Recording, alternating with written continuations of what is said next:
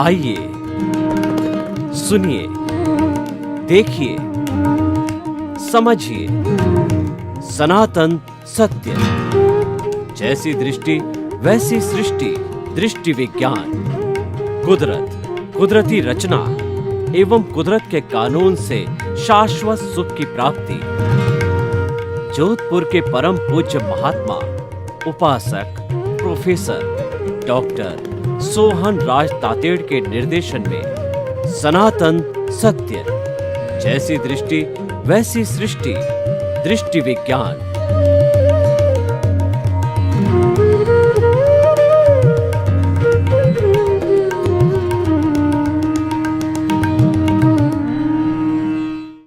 भाई और बहनों, मातृशक्ति को नमन। आज का हमारा बहुत सुंदर विषय कुदरत को समर्पण, सच्चा समर्पण है।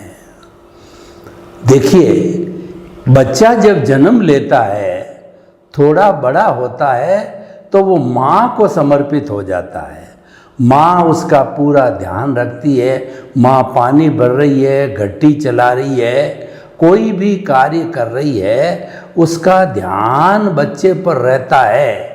क्योंकि बच्चा अभी छोटा है, कहीं गिर न जावे, बिस्तर से नीचे नहीं गिर जावे, किसी गर्म चीज़ के हाथ नहीं लगा देवे, और किसी जो है वो तीखी नुकीली चीज़ के हाथ नहीं लगा दे, यानी कुछ भी समस्या को वो खड़ा न कर दे।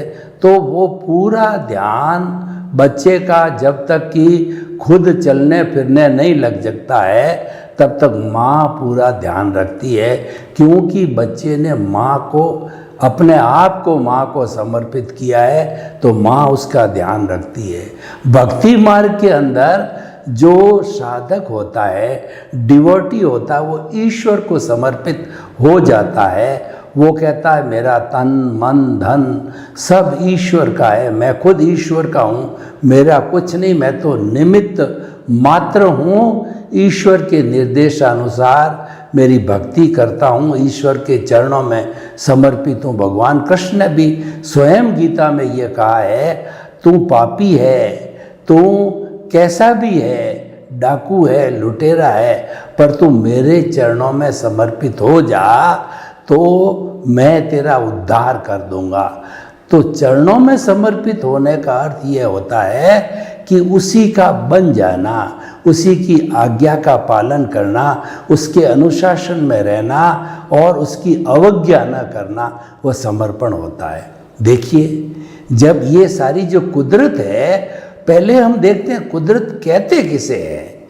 कुदरत छह द्रव्यों के समवाय को कुदरत कहते हैं। जहाँ छह द्रव्य मौजूद होते हैं वहाँ कुदरत रहती है, उसी को कुदरत कहते हैं। और भूत भविष्य वर्तमान आदि अनादि काल में एक क्षण भी ऐसा नहीं आता है कि कुदरत में कहिए या कॉस्मोस में कहिए, ब्रह्मांड के अंदर कहिए, जगत में कहिए, दुनिया में कहिए, वह छह द्रव्य जो है, ऐसा कोई क्षण नहीं आता है कि छह द्रव्य में से कोई भी द्रव्य मिसिंग हो। क्योंकि वही तो जगत बनाते हैं, उसी से सारा जीवन है। आज जो है ये जो हमारा चंद्रमा है, उसके ऊपर परिक्रमा की जा रही है और ये बताया जा रहा है कि वहाँ जीवन होने के चांसेस है।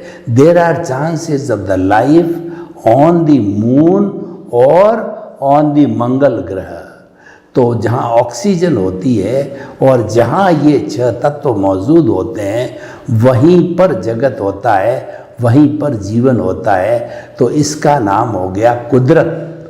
और ये कुदरत जो है 84 लाख जीवा योनि जो उत्पत्ति स्थान है, उसके असंख्य अनंत जीवों को जन्म देती है, उसका भरण पोषण करती है। और वे सभी जीव मन वचन काया की अपनी जितनी भी क्रिया है, अपने कर्मों का जितना भी भुगतान है, हिसाब है, परिणाम है, लेन देन है, वो सारा कुदरत के संजोगों के अधीन करते हैं।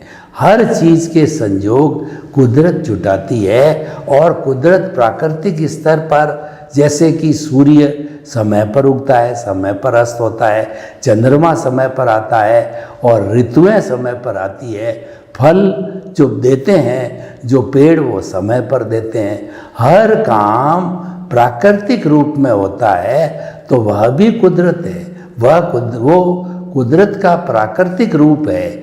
और एक दूसरा होता है व्यवस्थित शक्ति। इंडिविजुअल किसी प्राणी के कर्मों के भुगतान के संजोग जुटाने के लिए व्यवस्थित शक्ति कर्ता होती है। साइंटिफिक सर्कमस्टेंशियल एविडेंसेस होती है जो कि द्रव्य क्षेत्र काल भाव पर काम करती है और उसके अनुसार वो संजोग जुटाती, उसके उपादान के अनुसार संजोग जुटाती और हुआ सो न्याय। वो हमेशा न्याय करती है। प्रकृति कभी भी अन्याय नहीं करती है, क्योंकि प्रकृति को तो वही करना है जो उसके कर्मों का उपादान है, जो पिछले जन्म में भाव करके आया है, कॉजल बॉडी बना के आया है, उसी के ही संजोग जुटाने होते हैं प्रारब्ध और उदय के अनुरूप। तो इसका नाम संजोग है। अब ये संजोग के 6 द्रव्य कौन कौन से हैं? पहला तो है चेतन, दूसरा है जड़, तीसरा है मोशन, चौथा है रेस्ट और पांचवा जो है टाइम और छठा स्पेस। चेतन असंख्य चेतनामय परमाणुओं के पिंड को हम आत्मा कहते हैं और जिसमें यह आत्मा होती है वह जीव हलन चलन करता है और कहना चाहिए वो संवेदना करता है, फीलिंग करता है और प्रजनन होता है, ग्रोथ होती है।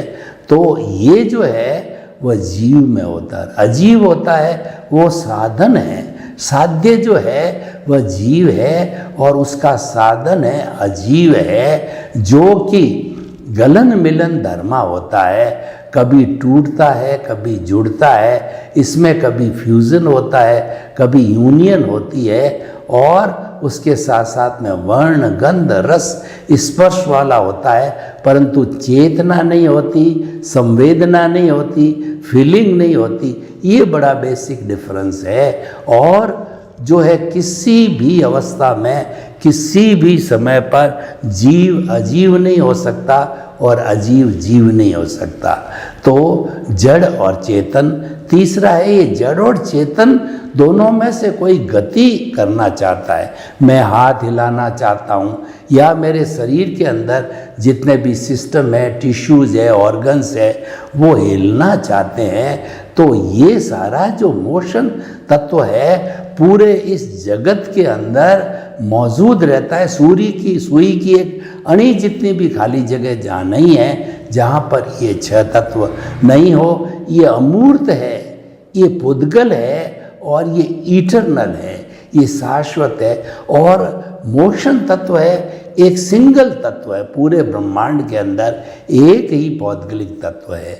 इसी तरीके से जड़ और चेतन जो मूवमेंट कर रहे हैं, गाड़ी चल रही है, फ्लाइट चल रही है, व्यक्ति दौड़ रहा है, घोड़ा दौड़ रहा है, तो कोई भी जड़ और चेतन जो मूविंग स्थिति में है और वह रुकना चाहता है, वह रेस्ट चाहता है। एक पथिक जो है धूप में चल रहा है, सामने देखा कि अच्छा गहरा नीम का पेड़ है तो वह उसके नीचे विश्राम करना चाहता है, रेस्ट चाहता है।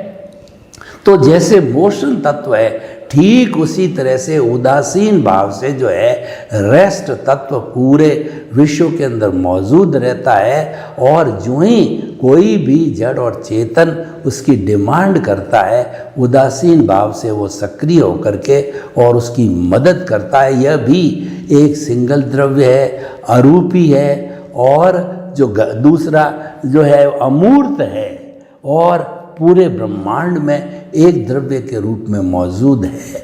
तो ये हो गया मोशन और रेस्ट। उसके बाद टाइम जो है हमको वर्तना देता है।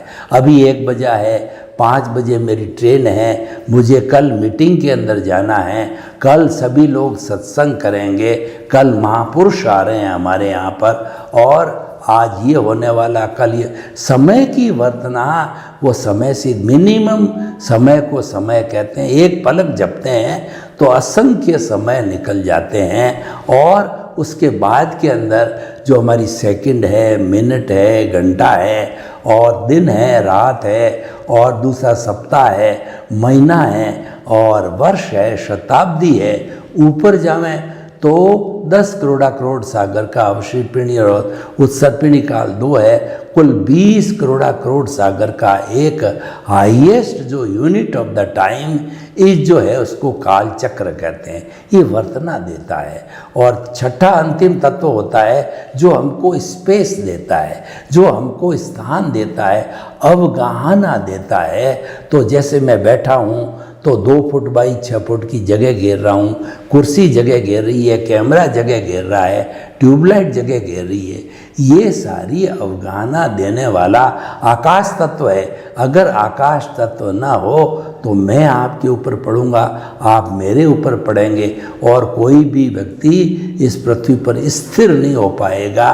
तो जब स्थिर ही नहीं रह पाएगा तो उसका अस्तित्व क्या होगा? तो अवगाहना देने वाला आकाश तत्व, ये 6 तत्व जिस जगत के अंदर मौजूद होते हैं वही इस जगत का संचालन करने वाले होते हैं। और इन 6 ही द्रव्यों को जो है हमारे भौतिक विज्ञानी ने जो है स्वीकार किया है, और वो 5 जो भौतिक तत्व है उनको तो स्वीकार करते ही हैं। छठा जो द्रव्य है उसको आत्मा नाम से भले वो स्वीकार ना करे, लेकिन कॉन्शियसनेस को वो स्वीकार करता है। कॉन्शियसनेस और आत्मा एक ही चीज़ होती है।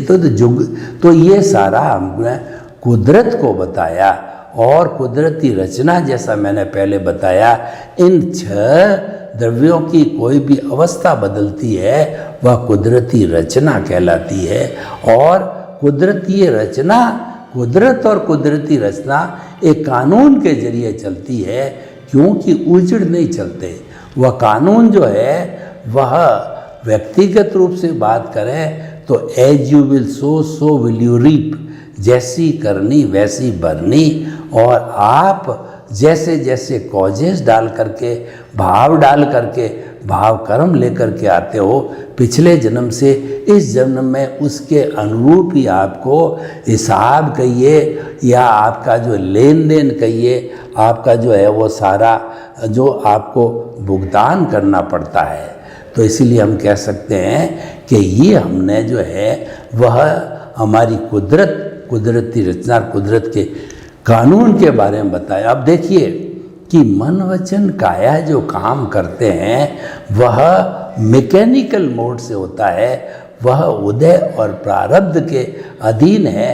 पिछले जन्म के अंदर हमने जैसे भाव डाले थे, यानी जैसी स्क्रिप्ट लिखी थी, जैसी फिल्म बनाई थी, या जो है जैसे जैसे भाव डाले थे उसी के अनुरूप जो है हमारे को इस जन्म के अंदर द्रव्य कर्म मिलते हैं। द्रव्य कर्म मूल रूप से 8 तरह के होते हैं, ज्ञानावर्णीय, दर्शनावर्णीय और वेदनीय, मोहनीय, आयुष्य, नाम, गोत्र और अंतराय। और जो है इसकी उत्तर प्रकृतियाँ हैं वो 148 प्रकृतियाँ हैं। तो कहने का अर्थ ये है कि ये जो है हमारा जो कर्म का है वो एक एक्यूरेट हिसाब है, और उसी के अनुसार जो है हमारा जो है वो प्रारब्ध और उदय चलता है। ये कुदरत का कानून के आधार पर चलता है। तो हर प्राणी को कुदरत के अधीन रहना पड़ता है, कुदरत के वशीभूत रहना पड़ता है, और जन्म से मृत्यु तक हर प्राणी का संचालन कुदरत करती है। कुदरत क्रिएटर है, ऑपरेटर है और डिस्ट्रॉयर है। जो इंसान आता है खाली हाथ आता है और खाली हाथ जाता है। जो कुछ भी इस जीवन के अंदर ग्रहण करता है वह सब कुदरत का है और कुदरत को ही दे के जाता है। इसीलिए कहा गया है कि man is the user, sufferer and the guest of the nature, कि व्यक्ति जितना भी जन्म से मृत्यु तक जीवन यापन करता है, पुरुषार्थ करता है, कुछ हासिल करता है, वह सब कुदरती रचना होती है, वह सब कुदरत के अधीन होता है। उसका कंट्रोल और उसके अंदर उसकी कोई भी कहना चाहिए स्वतंत्रता नहीं है। एक भी अतिरिक्त सांस लेने की स्वतंत्रता नहीं है। पूर्व जन्म के अंदर इस जन्म का जो आयुष्य जो है बनाया था उस आयुष्य के अनुरूप वो सांसों में कन्वर्ट होता है, और हमारी हम सांसें जब समाप्त हो जाती है तो डॉक्टर कह देता है कि नाउ ही इज़ डेड, और हमको जब डेड डिक्लेयर कर दिया जाता है तो उसको शरीर को जला दिया जाता है। ये शरीर पिछले जन्म के कर्म के भुगतान के लिए मिला हुआ है और यही इसका फंक्शन है।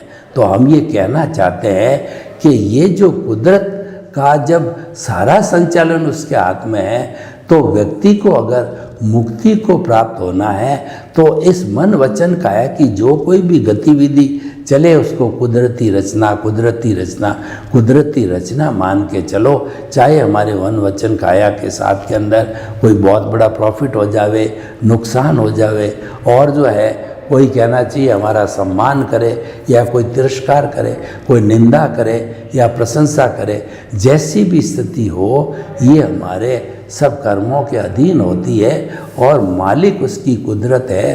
तो कुदरत को हमें समर्पित, जो आज का हमारा विषय है, कुदरत को समर्पण सच्चा समर्पण है। अगर आप मुक्ति जाना चाहते हो तो आप कुदरत को समर्पित हो जाओ। कुदरत ने जो भी आपको नियम बनाया है आपके भुगतान का या आपके जो हिसाब का, और वो उसके संजोग जुटाती है, वो आपका उपादान जो आपने पिछले जन्म में इकट्ठा किया था, जिसको संचित कर्म कहते हैं, और वह इस जन्म में आकर के वो जो है उपादान आकर के इसके अंदर वो जो है वह जो कर्म जो है वो अपने उदय और प्रारब्ध के अनुसार भुगतान किए जाते हैं। तो हम ये कहना चाहते हैं कि ये जो कुछ भी हमने इकट्ठा किया है पिछले जन्म का, वह हमारे इस जन्म के अंदर कुदरत के कानून के अंतर्गत, कुदरत की व्यवस्था के अंदर जो है वो उदय और प्रारब्ध आता है, और उसकी सारी व्यवस्था भुगतान की किसी व्यक्ति को जिसके माध्यम से हिसाब क्लियर होता है होना है उसको लाके खड़ा करती है। द्रव्य क्षेत्र काल भाव सारा जो है वह कुदरत के अधीन ही रहता है। तो जब व्यक्ति इस कुदरत को समर्पित हो जाता है, और उसको हो जाना चाहिए, क्योंकि मालिक तो वो है, आप मालिक के साथ समर्पण भाव से चलो तो आपकी सारी देख रेख मालिक करेगा। कुदरत तो क्लियर कहती है कि आप अकर्ता बन जाओ। मैंने किसी को, दुनिया के किसी भी प्राणी को कर्ता बनने की परमिशन नहीं दी है, पावर ऑफ अटॉर्नी नहीं दी है, और कर्तापन का सर्टिफिकेट मैंने तो किसी को नहीं दिया है। व्यक्ति अपने जो है अभिमान के वशीभूत, अहंकार के वशीभूत होकर के, क्योंकि कुदरत हमारे साथ काम करती है, चेतना हमारे साथ है, सब साधन हमारे साथ है, तो व्यक्ति जो है वह जो है कर्ता अपने आप को मान करके और ये कहने लग जाता है यह काम मैंने किया, यह घर मेरा, और ये धन दौलत मेरी, ये जो है पद प्रतिष्ठा सब मेरा है, मैंने इकट्ठा किया है। जब ये मैं मेरा के साथ में जुड़ जाता है व्यक्ति, तो फिर जो है वह लायबल टू द पनिशमेंट हो जाता है, क्योंकि कुदरत उसकी केयर नहीं करती है। कुदरत तो उन लोगों की केयर करती है जो कुदरत को समर्पित हो जाते हैं। इसीलिए हम कहना चाहते हैं कि वास्तव में सच्चा समर्पण है वो कुदरत को ही समर्पण है, और कुदरत अपने आप उसको व्यवस्थित करती है। हमको 1% भी टेंशन नहीं लेना है। जन्म से मृत्यु तक सब कुछ जो हमारे कर्मों का जो उदय और प्रारब्ध होता है, वह सारा जो है वह कुदरती रचना के अंतर्गत होता है, और कुदरती रचना ही उसको सब कुछ करवाती है। तो हम जो जीवन के अंदर लक्ष्य बनावें कि हमारा सच्चा समर्पण होगा, वह कुदरत को समर्पित हो जाएगा। और जब हम ऐसा आचरण करने लग जाएंगे तो ऑटोमेटिकली हमारे भीतर जो है एक सुधार की प्रक्रिया चालू हो जाएगी। तो मैं आपको ये बताना चाहता हूँ कि आप दुनिया के अंदर कुछ भी काम करो, लेकिन आपके जीवन से संबंधित जो बातें हैं वह कुदरत को समर्पित होकर के ही करो। वास्तव में सच्चा समर्पण है कुदरत का ही समर्पण है। जब आप कुदरत को समर्पित हो जाते हो तो कुदरत की हर एक बात आप पे लागू होती है, और हर एक बात को जो है आप बहुत गंभीरता से करते हो, इंटरेस्ट से करते हो, और करना भी चाहिए, क्योंकि कुदरत ने वो सारा संजोग आपके लिए जुटाए हैं और आपको जो है मुक्ति की ओर ले जाने के लिए बनाए हैं। तो भाई और बहनों, हमने अब ये तो मान लिया कि हमको कुदरत को समर्पित करना है, यानी जो कुछ भी घटना हमारे साथ घटित होती है तो उसको कुदरती रचना माननी चाहिए, क्योंकि हमारे मन वचन व काया की जो है कोई रिस्पॉन्सिबिलिटी नहीं है। हम तो समर्पित हो गए, और उसके अलावा जो है हमने तो जो है वही कार्य किया जो कि संजोग के अधीन था। तो भाई और बहनों, ये एक बहुत अच्छा हमारे को जो है कंसेप्ट मिला कि हम अगर कुदरत को समर्पित हो जाते हैं तो हमारे नए भाव नहीं पड़ते हैं, क्योंकि हमारी रिस्पॉन्सिबिलिटी नहीं है। मन वचन का ऐसे कोई चींटी मर गई या अनर्गल बोल दिया गया तो वो तो कुदरत जाने, उसने ही कराया था, और वह आप तो उसके हो, आप तो खाली निमित्त मात्र हो। तो सारी क्रेडिट डिस्क्रेडिट कहिए वो सारी कुदरत को जाती है।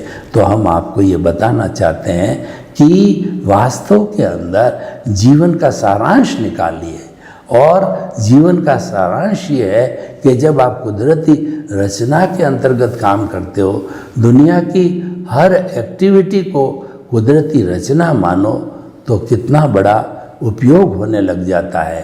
तो इसीलिए हम आपको ये बताना चाहते हैं कि कुदरत को अगर आप समर्पित हो जाते हो तो आपको जीवन में कोई तरह का कष्ट नहीं होने वाला है, क्योंकि सब कुछ करती है, कुदरत करती है। सारे संजोग द्रव्य क्षेत्र काल भाव के अनुसार है, कुदरत करती है। तो वो करती है तो वो सब कुछ केयर भी आपका वही करेगी। आप लोड क्यों लेते हो? आप अपनी तरफ से ये मानते हो कि ये शरीर मेरा है और इसका संचालक मैं हूँ, तो सारी लायबिलिटी जो कुदरत करने वाली थी आपने अपने गले वो लाइन ले ली, और आपको स्वयं को करनी पड़ेगी। और ऐसा जीवन बहुत लंबा है, आप कब तक करोगे? जबकि कुदरती रचना के अंदर ऑलरेडी प्रावधान है कि समस्त प्राणियों की सेवा शुश्रूषा या जो उनकी जो कुछ भी उपादान है उसको क्लियर कराने की जिम्मेवारी जो है हमारे कुदरत को होती है। तो भाई और बहनों, ये बहुत सुंदर एपिसोड है, और ये एपिसोड जो है इस बात को इंगित करता है कि आप जो है वह एक ही जगह समर्पित होना है। वही भगवान है, वही ईश्वर है, और वही सब कुछ है। तो आप उसको कुदरत को मान के करते हो, तो कुदरत के ऊपर कोई है ही नहीं है। और लोग जो है कुदरत के ऊपर मानने वाले लोगों को लोग जो है बहुत ही उसको अच्छा मानते हैं, क्योंकि सबकी नेचर माँ सबकी एक है, अलग अलग नेचर नहीं है कि आपकी नेचर अलग है, मेरी नेचर अलग है। और ये कुदरत जो बनी हुई है पंचभूतात्मक होती है। पृथ्वी जल अग्नि वायु और आकाश 5 भूतों से भी बनी हुई होती है।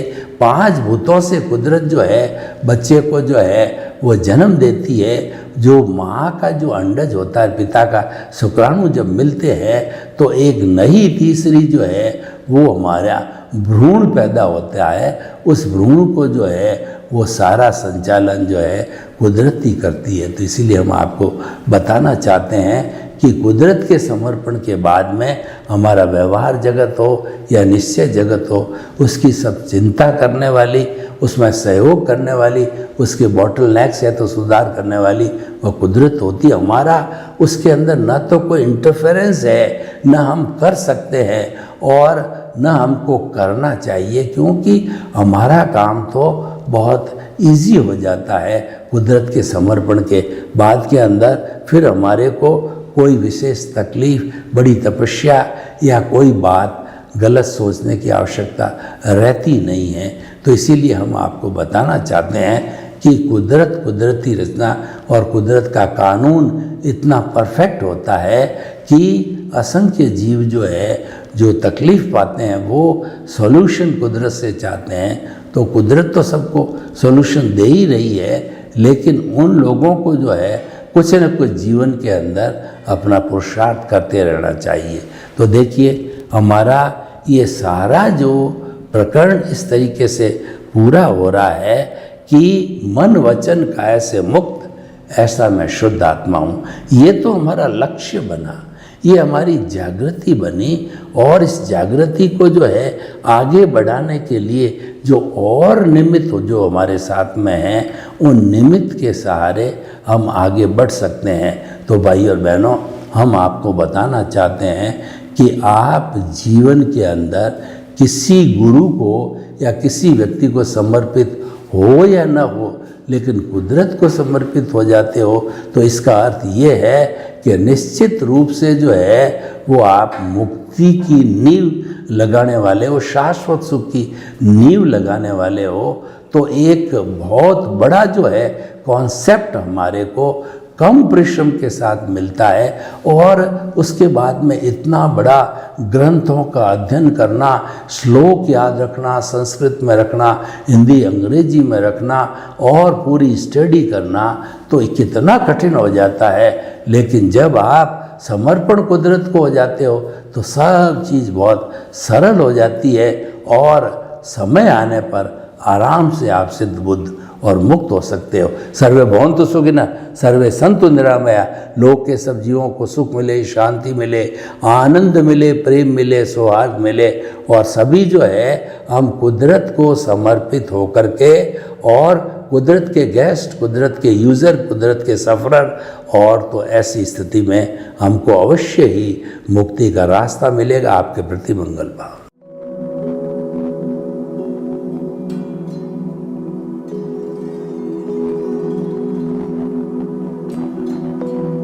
एक ऐसा अंतर्राष्ट्रीय ख्याति प्राप्त मानव जो गुरु प्रेरणा से पिछले 20 वर्षों से वानप्रस्थ जीवन जीते हुए 24 घंटे मानवता की सेवा में संलग्न है। एक ऐसा मानव जो अभी राष्ट्रीय, अंतर्राष्ट्रीय टीवी चैनलों पर 7,500 एपिसोड के माध्यम से सनातन सत्य, आत्मविज्ञान एवं पुनरुत्थान, व्यवहार एवं निश्चय जगत के जीवनोपयोगी विषयों पर हृदय स्पर्शी प्रवचन कर चुका है। उस मानव का नाम है महात्मा उपासक प्रोफेसर डॉक्टर सोहन राज तातेड़। प्रोफेसर तातेड़ द्वारा योग, दर्शन, शिक्षा विषयों पर रचित पीएचडी स्तर के 250 शोध ग्रंथ भारत के 100 प्रतिष्ठित विश्वविद्यालयों में शोधार्थी पढ़ रहे हैं, तथा वे सभी शोध ग्रंथ वहां की सेंट्रल लाइब्रेरियों में उपलब्ध हैं। महात्मा सोहन राज ने अभी तक हजारों स्कूलों, कॉलेजों, विश्वविद्यालयों एवं संस्थाओं में सेमिनार, वर्कशॉप, कैंप लगाकर लाखों विद्यार्थियों को योग, दर्शन, शिक्षा का प्रशिक्षण देकर उन्हें सुसंस्कारित किया। डॉक्टर तातेड़ ने भारतीय संस्कृति उत्थान के 4000 से अधिक समसामयिक विषयों पर आर्टिकल लिखकर ऑनलाइन जर्नल, पत्रिकाओं, वेबसाइट्स पर प्रकाशित किया, जिसका उपयोग लाखों पाठक कर रहे हैं। उपासक तातेड़ के 5000 से अधिक आज का सुविचार, आज का शुभ संदेश, आज का मंगल भावना योग आदि चिंतन websites, Twitter, blogger, Facebook, YouTube माध्यमों से लाखों लोग अपना जीवन निर्माण कर रहे हैं। मानवता के मसीहा ऐसे महामानव महात्मा सोहन राज तातेड़ के प्रोफाइल को अभी तक विश्व के 20 लाख दर्शक यूट्यूब पर, 12 लाख गूगल पर एवं लाखों दर्शक फेसबुक, ब्लॉगर, ट्विटर और इंस्टाग्राम पर देख चुके हैं।